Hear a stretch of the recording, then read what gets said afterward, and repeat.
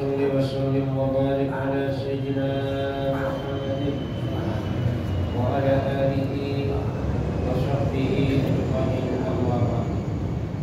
Dengan hormati para ulama, para ustaz, hadirin hadirat, bapak-bapak, ibu-ibu yang dimuliakan Allah Subhanahu wa taala. Alhamdulillah, Allah Subhanahu wa taala masih memberikan kesempatan kepada kita, masih memberikan kekuatan kepada kita, masih berikan kemudahan kepada kita, sehingga kita masih bisa melaksanakan sholat secara berjamaah. Kita lanjutkan dengan majelis taklim ini semata-mata karena hidayah dan kekuatan daripada Allah Subhanahu wa taala. Maka mudah-mudahan seluruh ibadah yang dilakukan diterima oleh Allah Subhanahu wa taala, menjadi sebab dosa kita diampuni oleh Allah, menjadi sebab dosa orang tua kita, mertua kita, keluarga kita, guru-guru kita, orang tamu kita, bahkan umat seluruh alam diampuni oleh Allah, menjadi sebab selamat daripada api neraka dan masuk surga tanpa dihisab oleh Allah Subhanahu wa taala. Kita lanjutkan kajian kita, melanjutkan bahasan yang kemarin tentang masalah hak orang tua yang harus ditunaikan oleh anaknya. Bismillahirrahmanirrahim. Qala musannif rahimahullah, wal qamisu idza amarahu bi amrin ata'ahu ma lam yakbur maksiati wal ghibati. Yang kelima adalah apabila orang tua memerintahkan kepada anaknya dengan suatu perintah, maka seorang anak wajib mentaatinya selagi perintah itu tidak bermaksiat kepada Allah Subhanahu wa taala dan juga termasuk berghibah. Jadi apapun perintah orang tua harus dilaksanakan oleh anak. Sehingga kalau seorang anak ini tidak mau melaksanakan perintah orang tua, maka ini berdosa. Apapun perintah orang tua, selagi tidak memerintahkan sebuah keburukan. Tapi kalau misalnya diperintahkan untuk bermaksiat, nah, maka seorang anak tidak boleh mentaati. Kenapa? Karena la maksiatil khaliq li ta'atil makhluk. Jadi tidak boleh bermaksiat kepada Allah untuk mentaati makhluk. Orang tua kita adalah makhluk yang harus kita taatin selagi taat kepada Allah Subhanahu wa taala. Makanya apapun perintah orang tua, selagi dia tidak bertentangan dengan perintah Allah, seorang anak wajib mentaati. Suatu contoh, misalnya kita lagi sibuk dengan main HP, tiba-tiba orang tua kita, ibu lah misalnya, itu merintahkan, nah kalau nak beli garna, maka HP ditinggalkan dan langsung datang kepada perintah ini tadi. Nah makanya anak yang baik bisa diperintahkan oleh orang tuanya itu tanpa antara-antaran. Tapi kalau anak menuju gak baik anak ini, diperintahkan oleh orang tua antara-antaran, entar lama, entar lapa, antara-antaran, sehingga karena antara-antaran akhirnya gak dilaksanakan.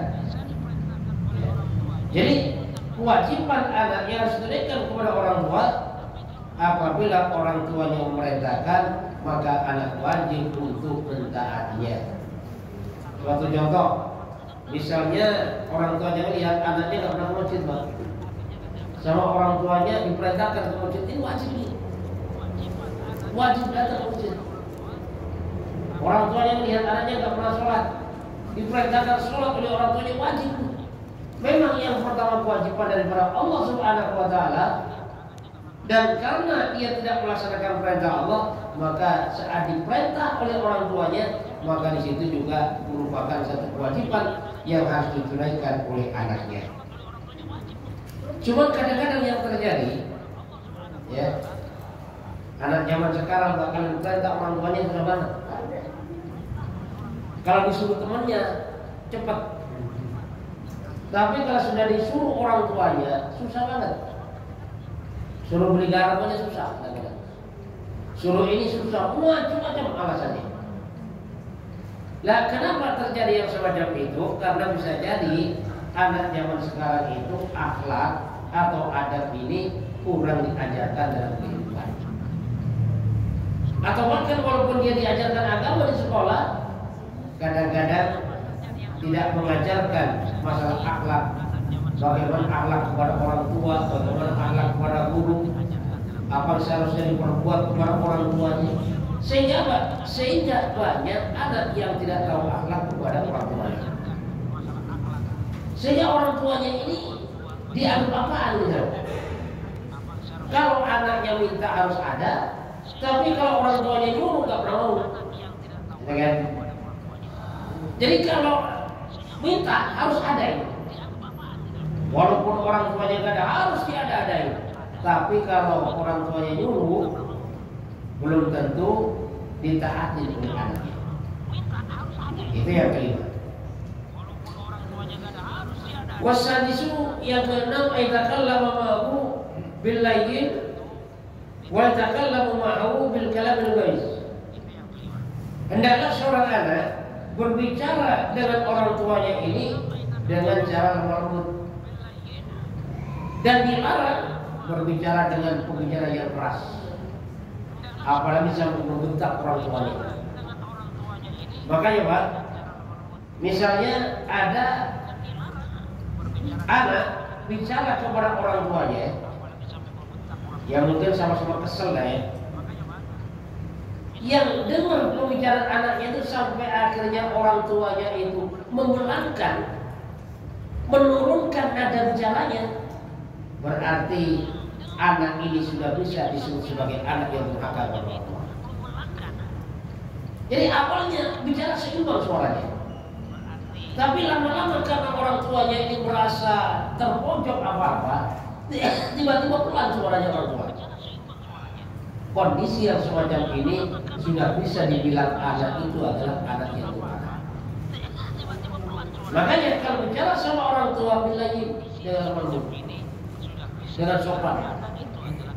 Walaupun misalnya lagi kesal, misalnya lagi marah, tapi kalau sudah berhadapan dengan orang tua, bagaimana seorang anak ini bicaranya harus selembut mungkin dan tidak boleh bicara dengan kasar.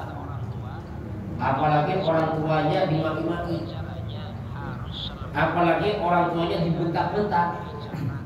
Apa ada kasus yang semacam ini? Ada Pak. Seorang anak bentak-bentak orang tuanya ada. Bahkan seorang ibu dimaki-maki sama anaknya ada. Bahkan kadang-kadang sama menantunya Pak berantem.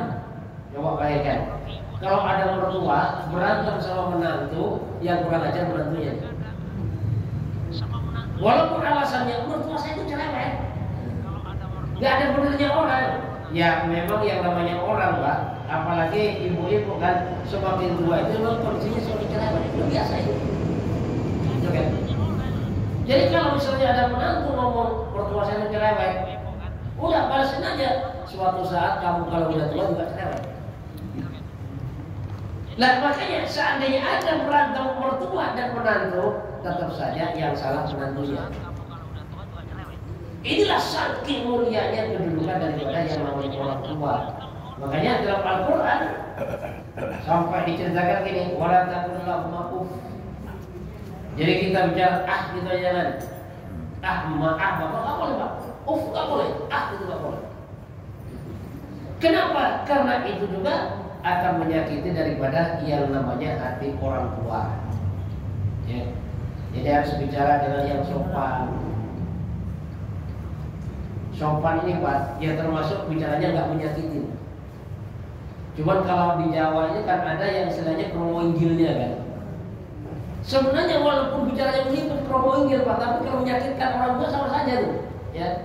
Mendingan bicaranya nggak bosol dalam Jawa kan, biasa ya. Itu tapi dia sopan.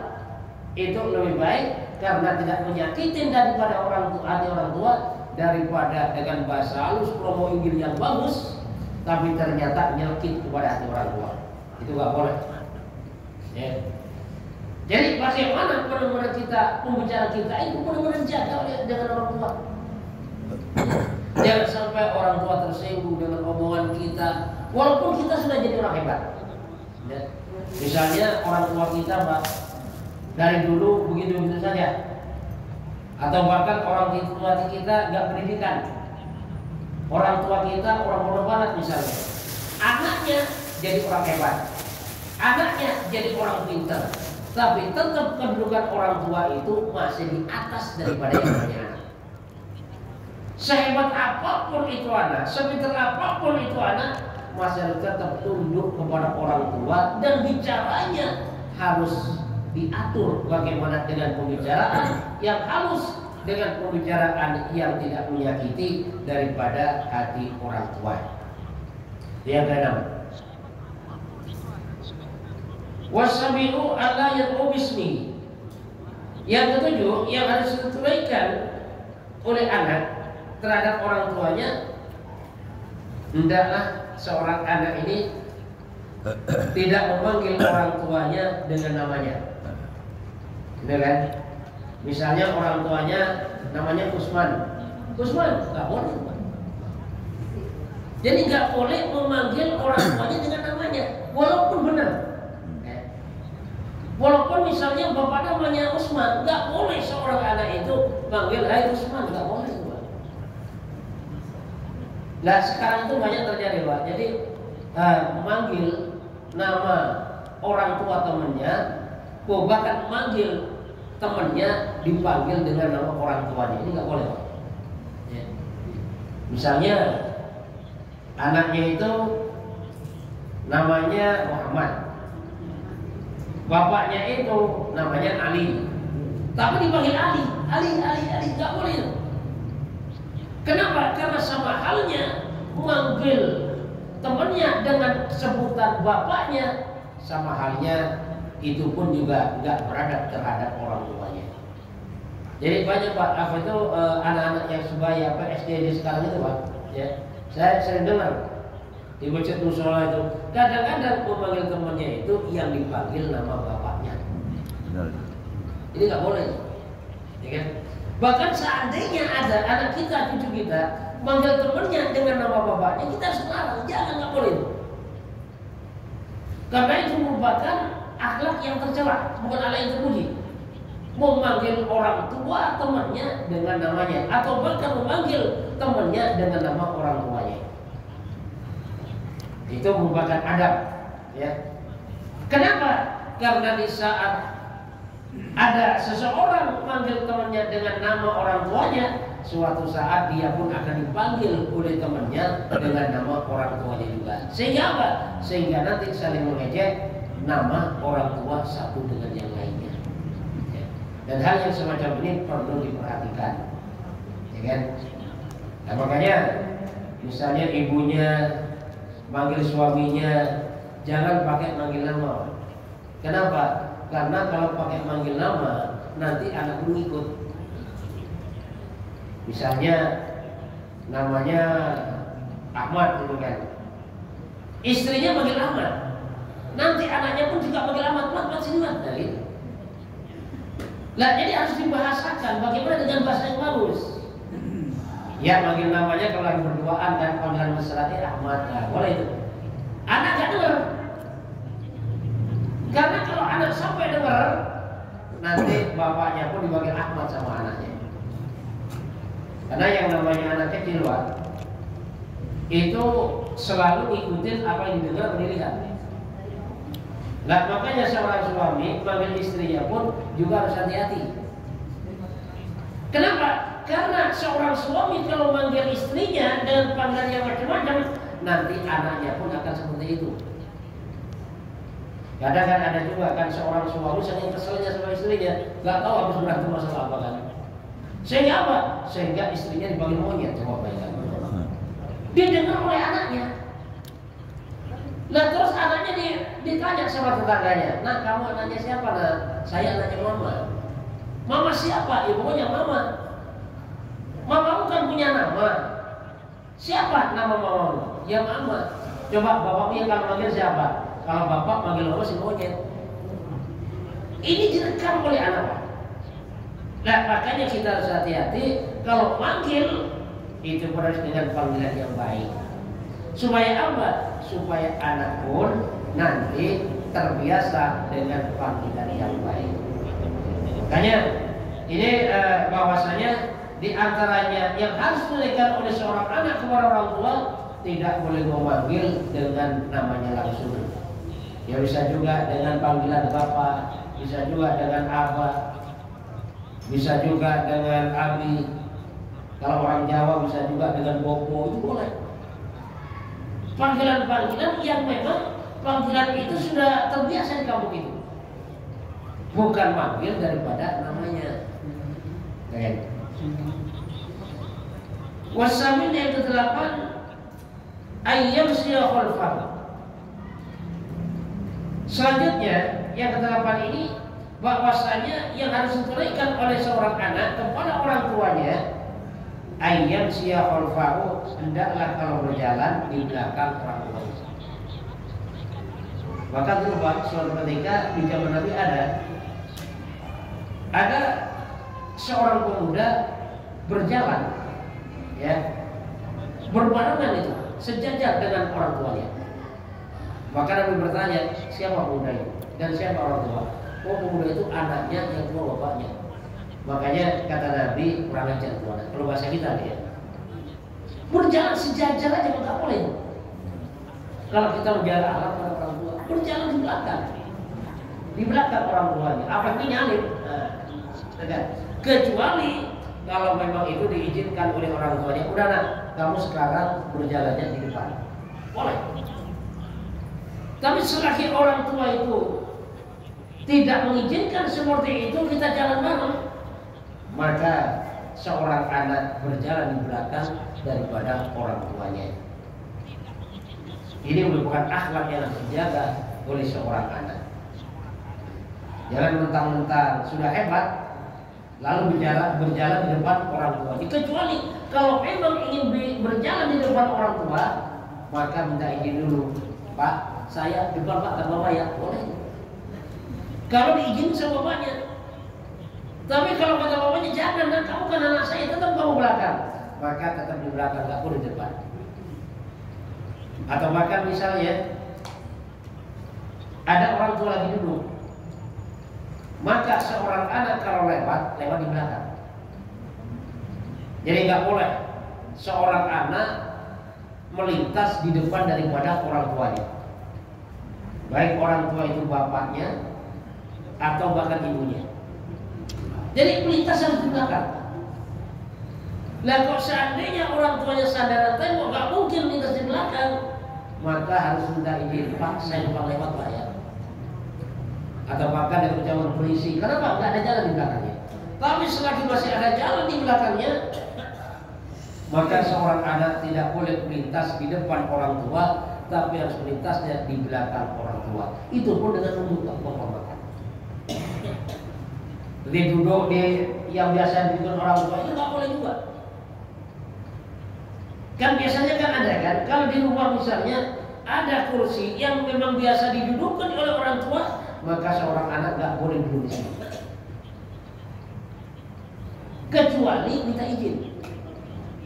Contoh ini Pak, saya lihat Bapak duduk di kursi itu enak banget ya, saya ingin Pak di bentar aja. Oh ya nak, silakan nak, boleh kita. Tapi kalau langsung duduk Pak, itu termasuk tidak ada. Ya. Jadi yang biasa ditempatin oleh orang tua atau bahkan tempat tidur orang tua, tempat duduk orang tua, tanpa izin orang tua seorang anak tidak boleh duduk di situ. Cuma yang sekarang Pak yang terjadi Pak, Masya Allah, itu kan udah istilahnya nggak ada seperti itu kan, udah nggak ada bedanya antara anak sama orang tua, gitu kan? Kenapa? Karena anaknya nggak tahu akhlak masalahnya, banyak terjadi seperti itu. Nah begitu juga sama guru sama Pak. Bahkan sekarang itu banyak di sekolah itu Pak. Jadi tempat gurunya itu didudukkan sama muridnya ada nih. Kenapa? Karena saya lihat sendiri gitu kan. Bahkan kadang-kadang yang sangat menyedihkan itu Pak. Seorang murid duduk di meja guru, di kursi guru, kakinya ke atas meja. Ini kenyataan ini Pak. Nih kan? Kenyataan seperti itu.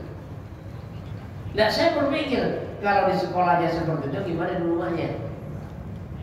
Makanya biasanya kalau anak ini sama orang tua berani, sama guru juga berani.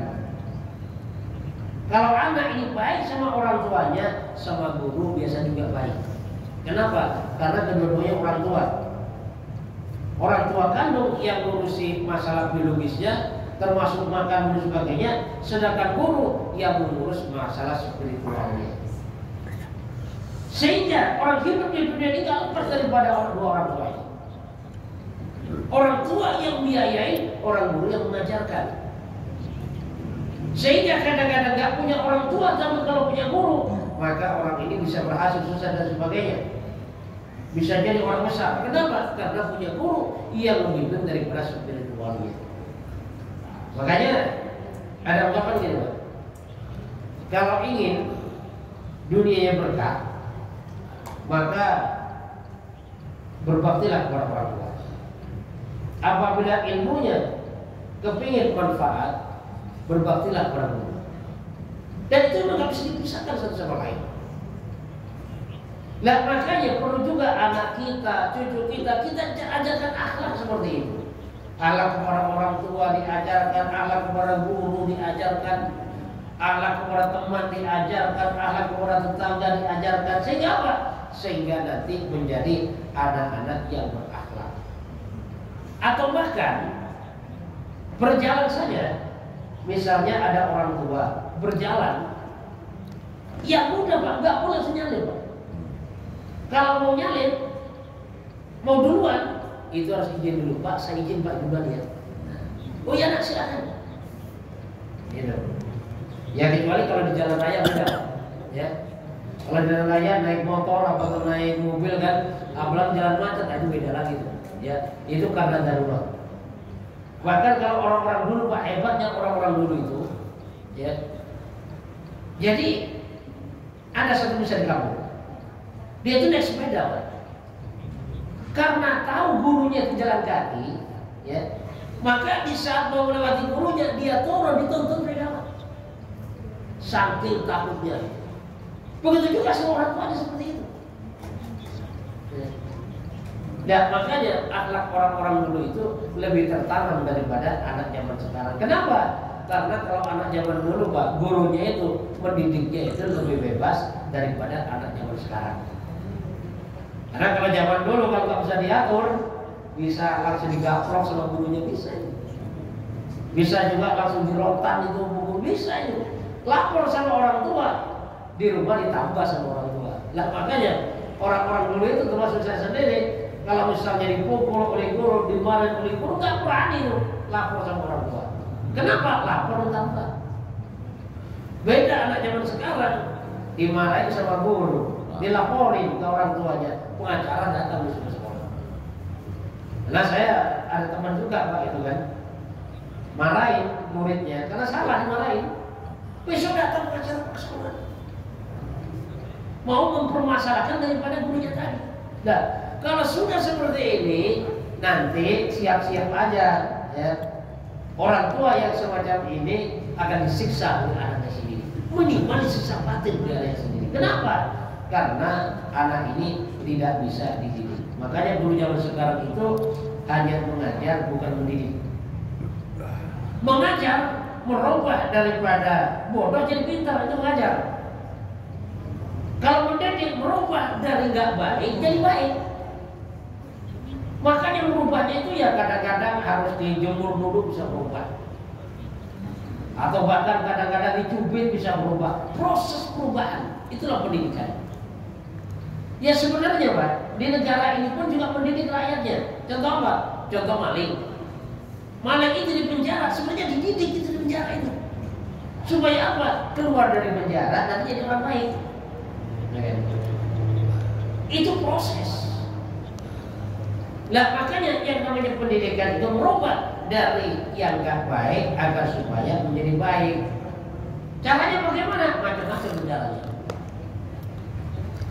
Nah sehingga sekarang itu jarang guru yang mendidik, atau bahkan nyaris gak ada guru yang mendidik, yang akhirnya akhlak anak muda sekarang kepada orang tuanya itu semakin hari semakin parah. Kalau di pesantren Pak, ya masih. Walaupun nggak semua pesantren, terutama pesantren klasik, ya, pesantren yang salah, didikan seperti itu masih ada sampai sekarang. Kayak ada di pesantren Temboro Jawa Timur juga, santri nggak boleh bawa HP. Pernah ketahuan bawa HP itu dikumpulin, ya mungkin bisa ratusan buat itu sapi. Kemudian dihancurkan bareng-bareng sama pesantren. Kenapa? Karena santri nggak boleh bawa HP, tapi dia nekat. Jadi kalau di kalangan pesantren masihlah didikan seperti itu. Bangun malam didik, nggak bangun siram itu biasa itu. Sehingga apa? Sehingga anak nanti dari situ terbiasa disiplin. Itu seperti itu. Terus yang selanjutnya, wa tasyu ayyadhu ma yadhu nafsihi wa yakrahu lahu ma yakrahu nafsihi. Seorang anak harus ridho kepada orang tuanya sebagaimana apa yang diridhoi untuk dirinya sendiri. Artinya orang ini harus menyukai apa yang disukai oleh orang tuanya dan harus membenci, tidak suka kepada sesuatu yang sesuatu itu tidak disukai oleh orang tuanya. Ya kan? Misalnya orang tuanya nggak suka merokok, ya maka anaknya juga jangan merokok, Pak. Kenapa? Karena merokok itu nggak disukai oleh orang tuanya. Anak pun ikut juga. Jadi seorang anak ya harus menyukai apa yang disukai oleh orang tuanya, dan seorang anak harus meninggalkan atau tidak suka apa yang tidak disukai oleh orang tuanya. Itu merupakan satu akhlak seorang anak yang harus ditunaikan kepada kedua orang tuanya, ya kan? Dan kemudian yang ke-10 adalah ayat ulahu bil maghfirah kullama yad'u nafsihi. Dan yang ke-10, seorang anak harus mendoakan kepada orang tuanya bil maghfirati, dengan doa ampunan. Ya. Bisa juga dengan rabbighfirli wa liwalidayya warhamhuma kama rabbayani shaghira. Kalau bisa sebanyak-banyaknya. Habis tahajud, waktu-waktu yang istighfar, antara dan iqamah, banyak kita baca rabbighfirli wa liwalidayya warhamhuma kama rabbayani shaghira. Karena di antara hak yang harus diberikan oleh anaknya kepada orang tua yaitu memperbanyak doa istighfar untuk kedua orang tuanya. Baik orang tuanya masih hidup, terlebih orang tuanya sudah meninggal. Jadi seorang anak ini harus perbanyak meminta ampun kepada Allah untuk kedua orang tuanya. Dan itu merupakan salah satu balas budi seorang anak kepada orang tua. Silakan Pak, berikan pertanyaan.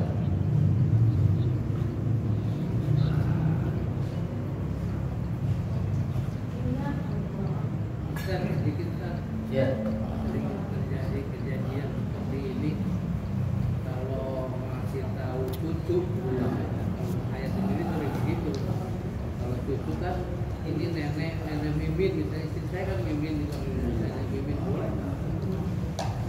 Maksudnya ini nenek mimin? Iya, panggil lama. Ya berarti kan ada sebutan neneknya, ya nggak boleh ini mimin, itu nggak boleh tuh. Ini mimin, ini mina itu nggak boleh. Tapi kalau ini nenek mimin, ini nenek mina ya boleh. Ya. Yang nggak boleh itu langsung dipanggil namanya, ya kan? Ini kakek Momon, misalnya, ini kakek Maman, boleh silakan itu, ya. Jadi yang nggak boleh itu dipanggil langsung namanya, ya, itu yang nggak boleh. Misalnya cucunya mentang-mentang kakeknya namanya Momon, nama Momon nggak, itu nggak boleh, Pak. Ya. Itu kalau cucu seperti itu, bibit juga itu kan, bibit nggak benar, harus dididik secara benar, diarahkan. Jadi intinya akhlak yang semacam itu harus kita tanamkan kepada anak kita sendiri, apa itu cucu kita mulai dari sedini mungkin, mulai dari kecil.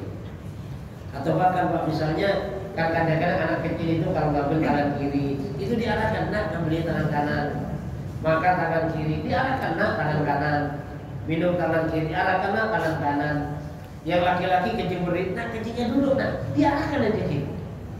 Kenapa? Karena kalau diarahkan dari kecil nanti tua-tuanya, nah itu sudah terbiasa dengan apa yang sudah dilaksanakan saat kecil. Insyaallah mudah-mudahan Allah Subhanahu wa taala memberikan kepahaman kepada kita. Subhanallahi wa bihamdika asyhadu an la ilaha illa anta astaghfiruka wa atubu ilaik. Wassalamualaikum warahmatullahi wabarakatuh. Waalaikumsalam warahmatullahi